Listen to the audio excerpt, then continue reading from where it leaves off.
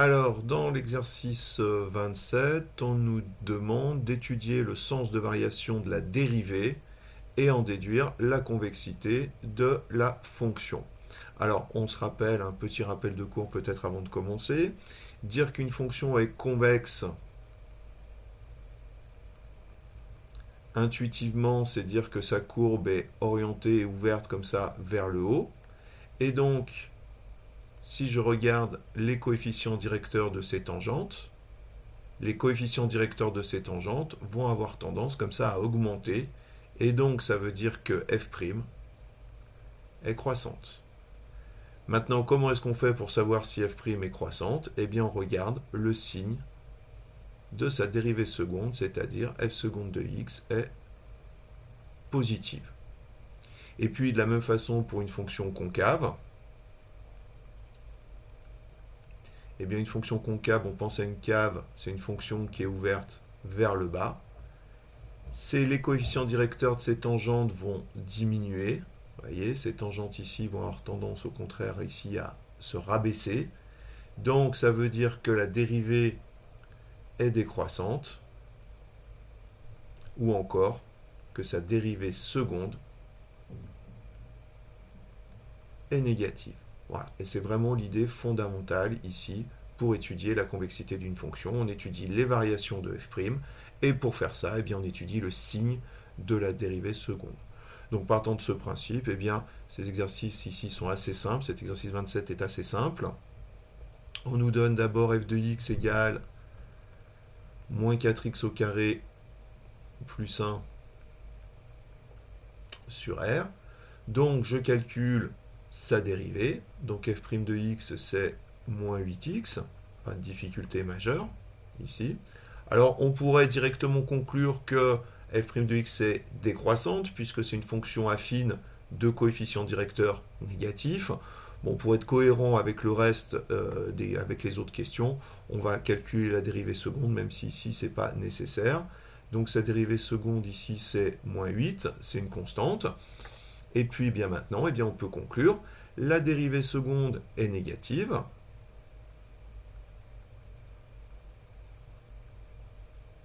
Sur R. Donc f' est décroissante sur R. Et donc si f' est décroissante, eh bien on est dans le cas où les tangentes ici vont se rabaisser, c'est-à-dire f est concave sur R.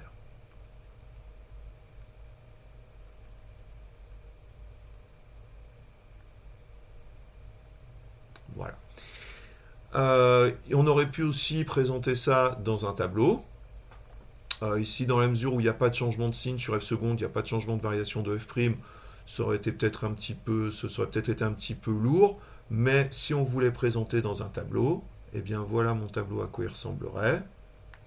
Donc x moins l'infini plus l'infini. Donc je regarde le signe de la dérivée seconde, donc qui est négative.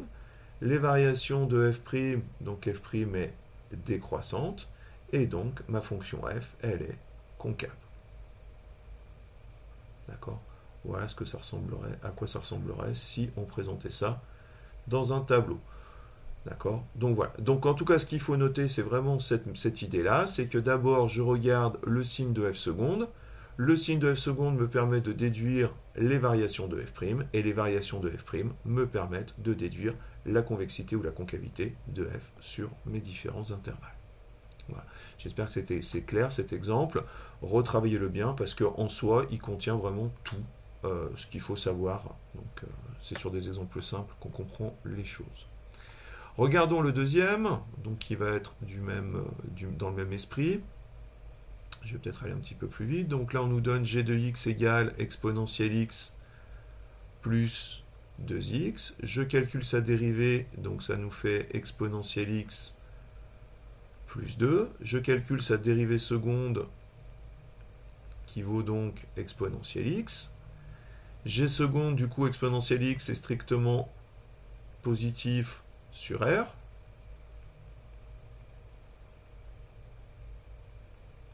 Donc G' est croissante. Et donc la fonction G est elle est croissante, donc convexe sur R tout entier. Enfin, pour la dernière, h de x égale ln de x moins 2 sur 0 plus l'infini. Eh bien, toujours pareil, je calcule sa dérivée, donc qui vaut 1 sur x. La dérivée de ln de x, je vous rappelle, c'est 1 sur x, moins 2 qui fait 0. La dérivée seconde, donc la dérivée de 1 sur x qui vaut moins 1 sur x2. Il se trouve que 1 sur x2 est positif, donc h seconde de x qui vaut moins 1 sur x2 est strictement négatif sur 0 plus l'infini. Donc ma dérivée va être décroissante, pardon, h', décroissante sur 0 plus l'infini. Si la dérivée est décroissante, ça veut dire que la fonction est concave. Je descends à la cave sur 0 plus l'infini. Voilà. L'exercice 29 maintenant, bien qu'il y ait un peu du même esprit, c'est juste qu'il va y avoir un peu plus de calculs. C'est vrai que dans cet exercice, là, les calculs étaient absolument immédiats. Bon, ben, plus on va avancer, plus on va rajouter un petit peu de calcul dans le calcul de la dérivée, etc. etc. Mais le principe reste vraiment toujours le même. Donc dans le 29, qu'est-ce qu'on nous dit? On nous dit g, c'est une fonction dérivable dont la dérivée... Alors là, on nous donne directement la dérivée. On nous dit que g' de x... c'est x moins 1 au carré sur R. Donc là, c'est plutôt sympathique parce qu'on n'a pas à dériver la fonction, on nous donne directement sa fonction dérivée. Donc, le but du jeu, c'est d'étudier les variations de g'. Donc, on va calculer la dérivée seconde. Donc, g', là, ici, c'est de la forme u au carré. Donc, sa dérivée, ça va faire 2 fois u' fois u. La dérivée de x moins 1 maintenant qui vaut 1, ça me fait 2 facteurs de x moins 1. Et donc du coup, eh bien, j'en déduis le signe de g seconde de x. Quand est-ce que g seconde de x est positive? Donc là, je me pose la question. Eh bien ça arrive quand 2 facteurs de x moins 1 est positif. C'est une fonction affine, hein, c'est pour ça que je me permets de faire ça directement dans une inéquation.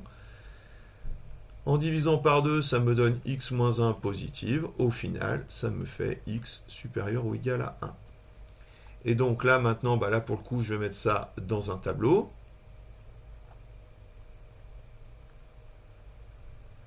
Donc x moins l'infini plus l'infini. 1. Donc on va avoir g seconde de x. Donc le signe de g seconde. Les variations de g', et enfin, on parlera de la convexité de g. Alors, g seconde s'annule quand x vaut 1. Quand x est plus grand que 1, elle est positive, et donc négative de l'autre côté. Conclusion, g' est décroissante, puis croissante. On peut même voir ici que g' de 1, facilement, ça fait 0. Conclusion, eh bien ici, on descend à la cave, ma fonction g est concave. Ici, on monte, donc elle est convexe. Alors l'exercice 36, eh bien c'est le même esprit, sauf que là, on va voir que ça va être un petit peu plus complet comme exemple. Donc, on nous donne f de x égale donc 2x au cube moins 3x au carré moins 12x plus 4. Et on est sur R. Et donc le but c'est d'étudier la convexité de cette fonction. Donc d'abord on calcule sa dérivée f' de x. Donc ça fait 6x au carré moins 6x moins 12. La dérivée de 4 c'est 0. Ensuite je calcule donc sa dérivée seconde, qui vaut 12x moins 6. Alors maintenant, eh bien, je vais étudier donc le signe de f seconde. Donc quand est-ce qu'ici c'est une fonction affine, donc là j'ai qu'à résoudre une petite inéquation. Donc quand est-ce que f seconde de x est positif? Eh bien quand 12x moins 6 est positif, c'est-à-dire quand 12x est plus grand que 6, c'est-à-dire x plus grand que 2. Et donc du coup, eh bien, je peux en déduire donc mon tableau.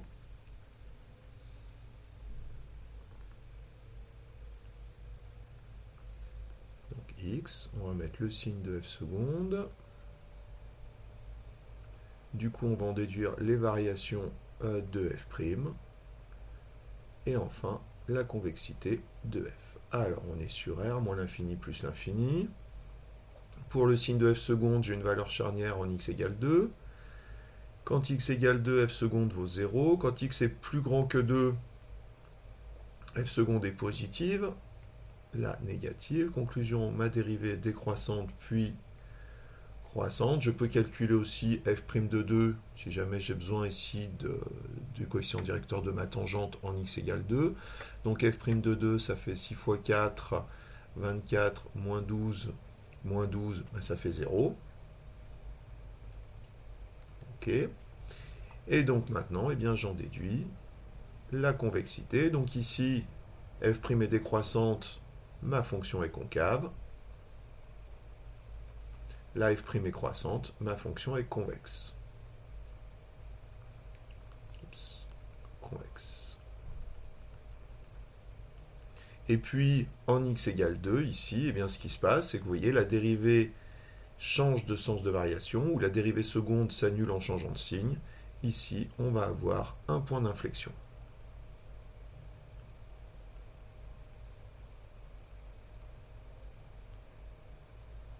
Voilà. Pas vraiment de difficulté majeure non plus sur cet exercice. Enfin, l'exercice 45.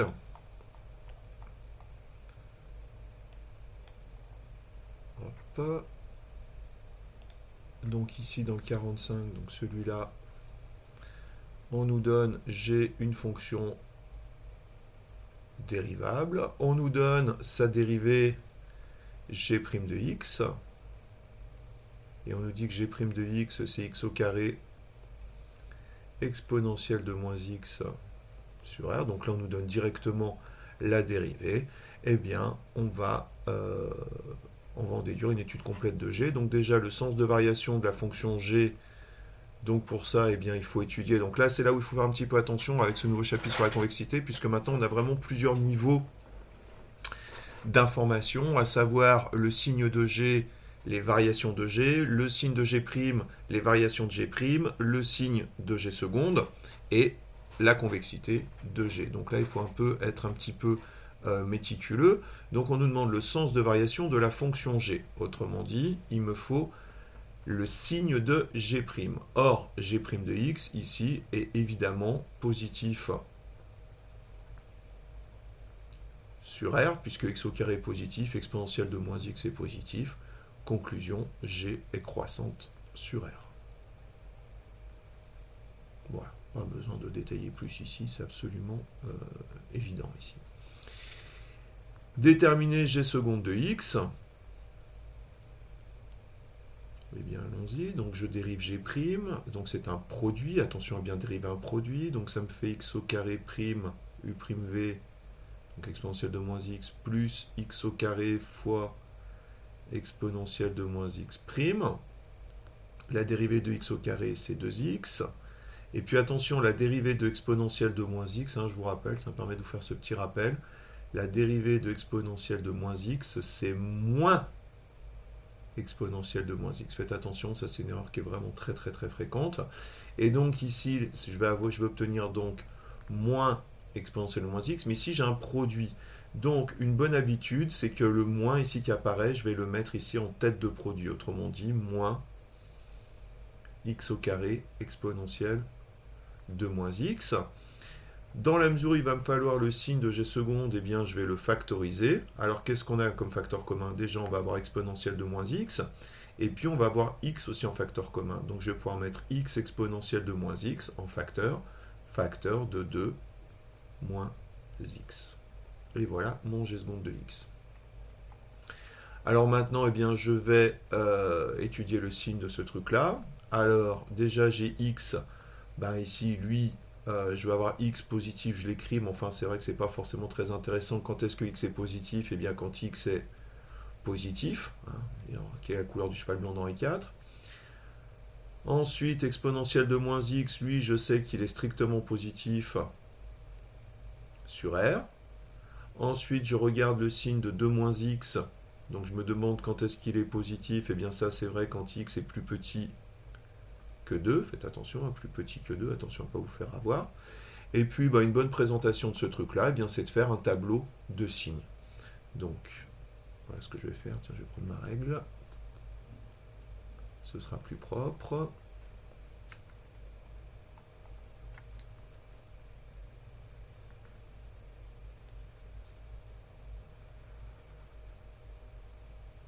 Donc, dans mon tableau, qu'est-ce que je vais faire apparaître? Ben, je vais faire apparaître tous les facteurs qu'il y a dans g seconde de x, à savoir x, exponentielle de moins x, 2 moins x.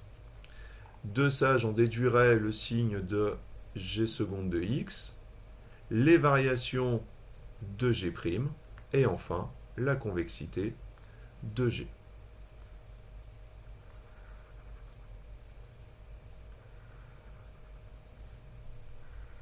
Voilà, j'avance mon tableau.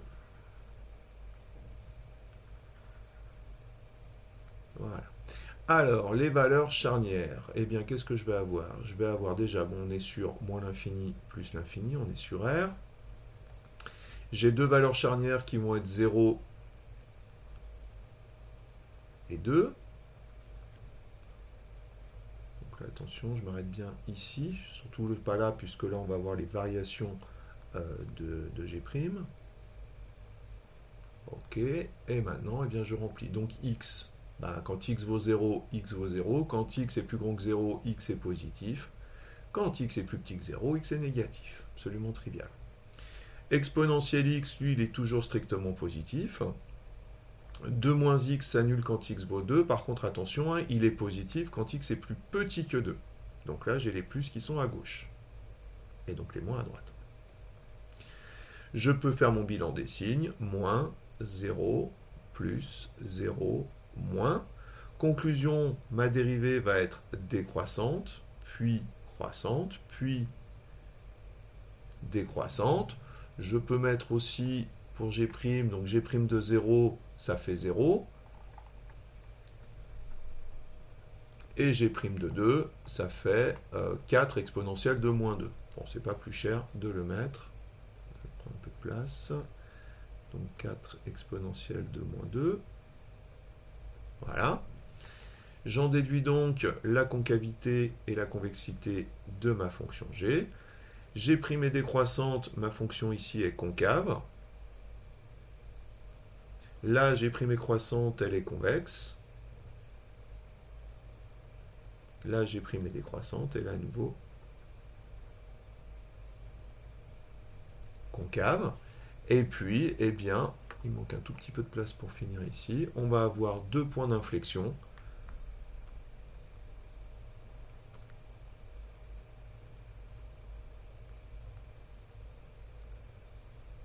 Alors, les points d'inflexion, ça va être en x égale 0 et en x égale 2.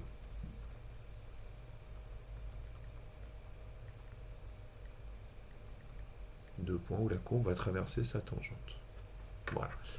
Et bien voilà pour ces exercices sur la convexité. J'espère que ça a été clair. En tout cas, si vous avez des questions, n'hésitez pas à me les poser en utilisant le forum du Moodle. Si vous avez besoin d'autres précisions, s'il y a des calculs que vous voulez que je détaille un peu plus, n'hésitez pas à me demander et je vous répondrai.